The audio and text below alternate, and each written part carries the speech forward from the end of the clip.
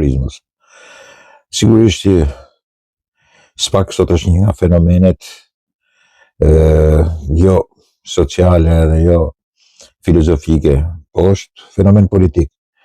Në një shoqëri sigurisht e dalur nga zgafellat e diktaturës edhe në një sjellje prej 35 vitesh si në post diktaturë, e mësuar me idhujt e vjetër të saj, e mësuar me klanet e mëdhaja dhe drejtuesit e klaneve. Do të bësh edhe do të kthehesh edhe në shpresën e madhe të shqiptarëve, të cilët sigurisht e shohin të lidhur fatin e tyre me një element, me një subjekt. Por në ndryshim nga kohët e dikushme, ka marrë SPAK-u këtë qëndrim politik, filozofik, social, moral të shqiptarëve. Sigurisht unë e kam trajtuar si problem, si ese politike që e quaj SPAK i idhulli i pesë të shqiptarëve. Dashuria e shqiptarit fëmijë i përjetshëm. Kam trajtuar problemin e shqiptarëve pas Zokut, Enver Hoxhës, Sali Berishës dhe Edi Ramës, kanë gjetur më në fund idhullin e radhës, SPAK-un. Jo një parti, jo një ideologji, jo një projekt shoqëror, por një prokurori. Një institucion penal është kthyer në figurë shpëtimtare e kombëtare, i zgjedhur dhe i klasifikuar nga politika sigurisht. Pjesë e shoqërisë së deridjeshme, korruptive o kriminale. Pra sa shoqëria ka dalë, apo keni dyshim se mos ka dalë një shoqëri e bukur. Në Shqipëri nuk besohet më te vota, te programi, te shteti ligjor si proces, por te dosja penale si zgjidhje politike. Në vend që qytetarët pyesin çfarë afron ky politikan, sot pyesin vetëm a e ka SPAK-u këtë? Por SPAK nuk është parti. SPAK nuk ka mbledhje, nuk ka militant, nuk ka program, nuk ndan vende pune, nuk jep tendera, nuk bën mitingje, nuk premton rroga, nuk ndërton asnjë rrugë. Është avantazhi i SPAK-ut.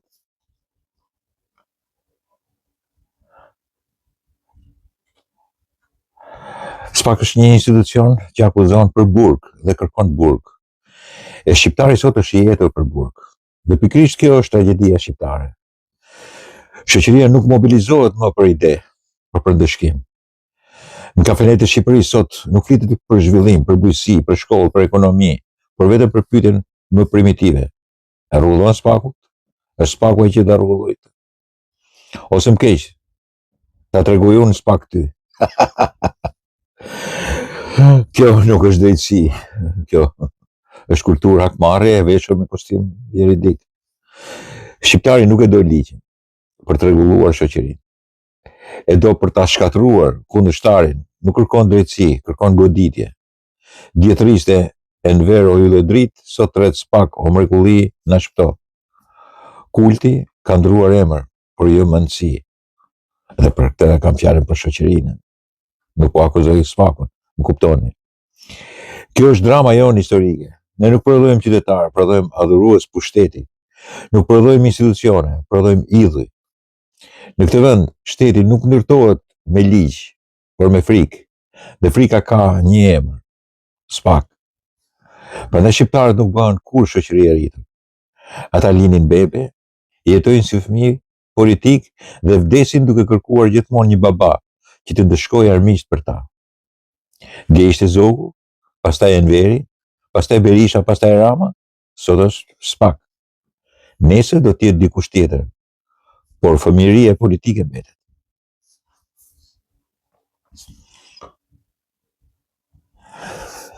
Dakord miqtë mi? Ishte një narrativ për të treguar në përgjithësi një përvijim tonin në gabimin fatal të besimit tek një individ, tek një subjekt, tek një përfaqësim, i cili sigurisht nuk ka të bëjë me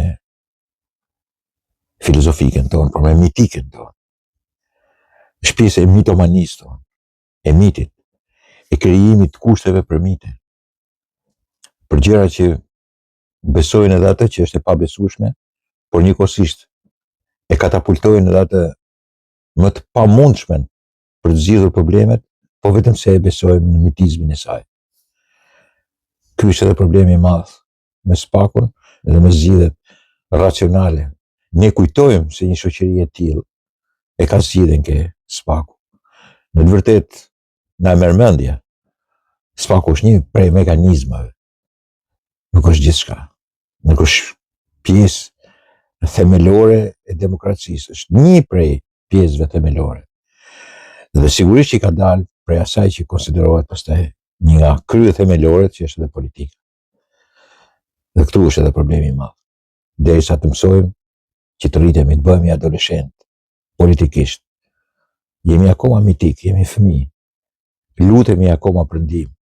Shajmë. Besojmë si fëmijë, por nuk bëhemi adoleshent që të dyshojmë. Fëmia nuk dyshon. Dhe më në fund të ri, për të vendosur raport të mirë të jetë qëndrimit tonë. Dhe për të kthyer në shoqëri që ka dhe moshën. Që nuk duhet ta përdredhësh, as nuk duhet ta përdorësh, as nuk duhet përdoret, as nuk duhet lënë për të përdorur. Kemi mbetur fëmijë. Mitik, sigurisht edhe mitologjik. Nuk e di sa do të zgjas, po me sa duket është çështje kohe. Tjetra, nuk e di, a e vutre takimin që kishte me investitorë dhe me të ngarkuarën me punë, ne s'kemi ambasador Shtetet Bashkuara të Amerikës në Shqipëri. Kemi zonën Van Horn, cila është e ngarkuar. Bën punën e ambasadorit, por nuk është ambasadore. Pra nuk është e emëruar nga Kongresi, nuk është e aprovuar nga Senati, nuk është e firmosur nga presidenti i Shtetit Bashkuar të Amerikës ose sekretari i shtetit. Po presidenti, zakonisht ambasadorit i kalon në dorë edhe presidenti. Dhe në ato tipiket e Edi Ramës, me që ishte një biznes amerikanit që do të bënte këtë fuqinë e erës e Liguidalit, ajo që u konsiderua provokacion edhe që u pa qartë që ishte i tillë, ishte pikërisht qëndrimi, vendosja e zonjës Van Horn dhe Belinda Ballukut, ose asaj që është e akuzuar e SPAK-ut dhe që është kërkuar Komisionit Ligjeve dhe pastaj edhe Kuvendit të Shqipërisë që t'i heqë mandatin me qëllim që ta arrestohet. Qëllimi për t'u arrestuar se prish provat. Okej. Masi është bërë një politike jashtëzakonshme, provokative, që i ka shërbyer Ramës sigurisht me pezullimin e saj nga SPAK-u. SPAK-u bënte politikë në atë rast, kërkonte që të merrte fuqinë popullore me vete dhe e bëri këtë punë. Rama nuk po mbronte Belinda Ballukun, sepse ai veti ka vendosur Belindat e Ahmetet dhe Erion Veliet, nuk e kam vendosur. Apo dini që se e kam vendosur. Dhe gjithë to që kanë akuza për hajna. Njëri prej tyre bën dhe heroi, dashi dhe hajna dhe heroi në Zvicër. Nëse janë produktet e Ramës. Por ai nuk mund pranonte që SPAK-u të pezullonte. Ishte një marrëzi. Edhe çojnë kushtetuese, hyrin në ato kalendat që tonë të ligjit. Dhe kur hyn në kalendat e ligjit, me SPAK-u s'ka çfarë bën sepse nuk mund të veprojnë, sepse Belinda është edhe deputete. Mund ta keq interpretojnë për ministre, zëvendës kryeministre, po deputete është. Ai nëse kishte vendosur. Dhe me disë fjalëve të tia, të retorikës politike të Edi Ramës për Kinën, tregtaren e vjetër që po i jep leksione atij amerikanit, sepse sigurisht tashmë i lejohet me dualitetin e jashtëzakonshëm që kanë Shtetet Bashkuara të Amerikës me Evropën, edhe Ramës të luajë. Mos harroni se Rama i ka thënë edhe sekretari partije asaj ambasadores që këta thonë e kishte bler Rama. Apo ja, Kimit. Sekretari partije i tha. Ose dhe fjela talja me në sytë Macronit edhe të presidentit e Azerbajxhanit. Talja misore, po talja. Me presidentit Trump, se kishte ndaluar luftën midis Shqipërisë edhe ngatronte Armenin Trumpi, si zakonisht i ngatron, dhe Azerbajxhanit. Ju kujtohet talja apo jo? Presidenti Macron, i cili u zu dhe ai, por kishte edhe verdita dëgjoni, a ke falendëruar ka presidenti Trump që ndaloi luftën midis Shqipërisë dhe Azerbajxhanit, me kuptimin Armeni, Azerbajxhan. Edhe njëkohësisht edhe me këta që po jep eleksionet tash që po i provokonte duke i treguar kinezët. Ne jemi vend i vogël, por mund të jemi joshës strategjikisht për Kinën. Pra ne kemi ftuar vetëm amerikanët, jemi me amerikanët. Mos bëjmë tash sikur nuk i dim këto punë, pra e kemi drejtimin. Ne duhet të jemi autosuficient për energjinë elektrike, por në një farë mënyre ju tregoj atyre që mund të kemi oferta nga Kina, por jemi me Amerikën. Pra, kujdes me ne, sepse sado që jemi vend i vogël, i parancishëm, nëse gjëra të tilla që ishin pjesë e provokacionit të Ramës. Provokacion, pa provokacion, po thuesh një diçka dhe po e thoshte në sytë e Varn Hornit, e cila ishte në krah. Të majtë çaj kishte edhe Belinda Ballukun. Pra ishin dy elementë, të cilët duheshin parë me kujdes. Dhe që i përdorte Rama me talentin e tij për t'i përdorur. Edhe unë shkruaj. Janë habitur, zemruar, inatosur, dhier dhe katundrizuar, si zakonisht berishkët kur pan Van Horn me Ballukun afër. Janë gëzuar, rehatuar, mrekulluar, rilindistët. Pse Van Horn ishte ngjitur me Ballukun, se kështu e interpretojnë dy palët. Është edhe Rama dita luaj mirë këtë histori. Kështu e interpretojnë dy palët. Janë përfaqe të zezë, janë si fëmijë, janë mitik. Në fakt, janë edhe në provokim politik shqiptarët. Duhet që mos flasësh, mos ulesh, mos japësh dorë kur dikush nuk e ka biografinë e mirë, se kjo të kthen pak më mrapa. Normalisht që një pjesë e madhe e shtypit tu që i takon Berishës, thotë si ka është provokacion, pa nuk duhet të ulesh aty. E tërprove Amerikën, je ul në krah me një hajdute që e ka vendin burg, një kriminali që duhet varur, duhet pushkatuar etj. Ja fillon jakobinizmi, që thon linçimi i një popull të tillë, që s'kan mujt me bëha si gjë se ju aprishte vetë në veri, me që tishin kaq trima këta, kishin larguar në veri, po i mori ai ç'as ju bëj, i dhunojnë tëra drejtimet e si bën asgjë. Nëse tash i bëjnë si trima, duhet mos flasësh pra, mos ulesh, mos japësh dorë dhe dikush nuk e ka biografinë e mirë. Ç'është e biografia është. E Ballukja është e prekur, thojza. E nuk do të flasësh dhe të japësh dorë. Ballukja është me biografi të keqe. Hajne thot Spak dhe Berisha. Ashtu i thonë, për ata e kërkojnë. Kurse Van Horn i rri afër. Kjo është një sindrome e jashtëzakonshme e politikës sone dhe politikës në përgjithësi, të deneutralizuar dhe të shëmtuar të një shoqërie e cila është parapolitike, ignorante dhe arrogante në ignorancën e saj. Në këtë pikë, çfarë them? Në këtë pikë kjo shoqërie meriton edhe Balluken, meriton edhe hajna të tjerë, meriton mas edhe atë hajnin aty që e merr i Çimpeka, që thotë kanë vjedhur 14 miliard. Është 14 miliard, 24 miliard më thuj. Edhe shumë majmun të tjerë, cilët Edi Rama i bënte ministra, kryeministra, atë mësuesin e anglishtës, vend kryeministër dhe ministër e financave dhe ekonomisë, njëkohësisht. Ballukja s'është kur gjë për atij. Çai dha fuqi atij.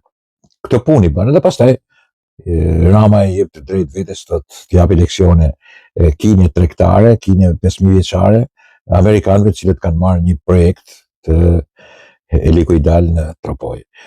Një mishmash marrëzish mitologjike të shqiptarëve, folk politike shqiptare, që sigurisht në Tropoj kanë edhe vendin e tyre. Sipas meje ishin që ishin mund shkoshin ke kulla e Vigjitolit e Sali Berishës, ti mbarin këto fjalime për idiotësh, në përgjithësi përfshi dhe amerikanët brenda aty. Megjithatë kështu jemi, këtë lloj forme jemi dhe këtë lloj forme jetojmë.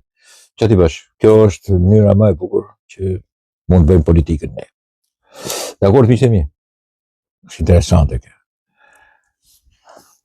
Kjo është ajo që kam titulluar Apoteoza e fshatarit të përmbytur. Keni parasysh fshatarët që janë përmbytur tokat ose janë djegur, po tash që janë përmbytur.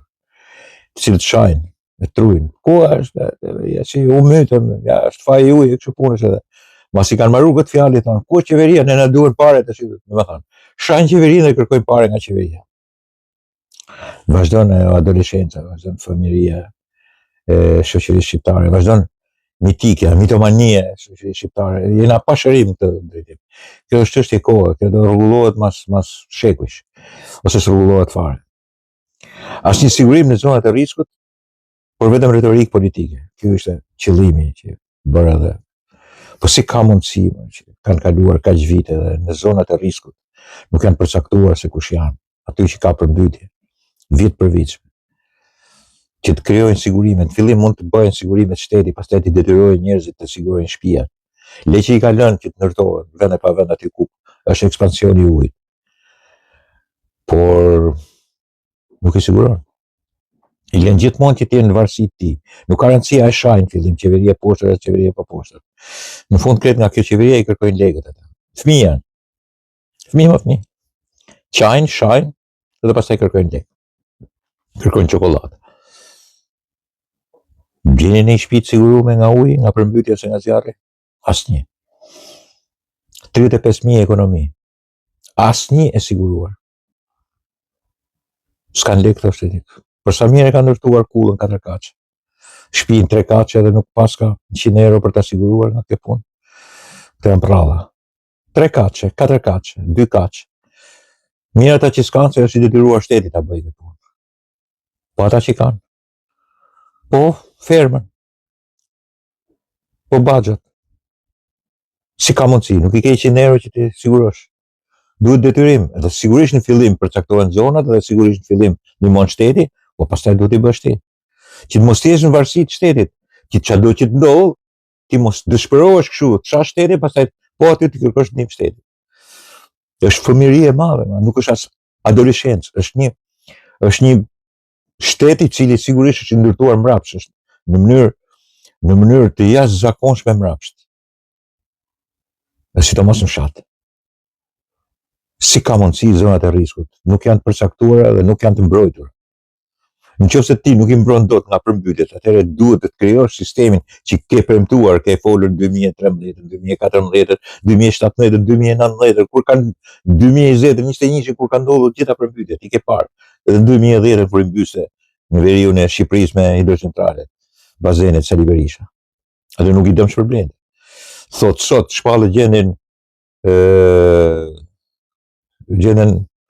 e jashtëzakonshme dhe vetë nuk e shpallte gjendjen e jashtëzakonshme. Sali Berisha. Nuk e shpallte edhe nuk i dha as para.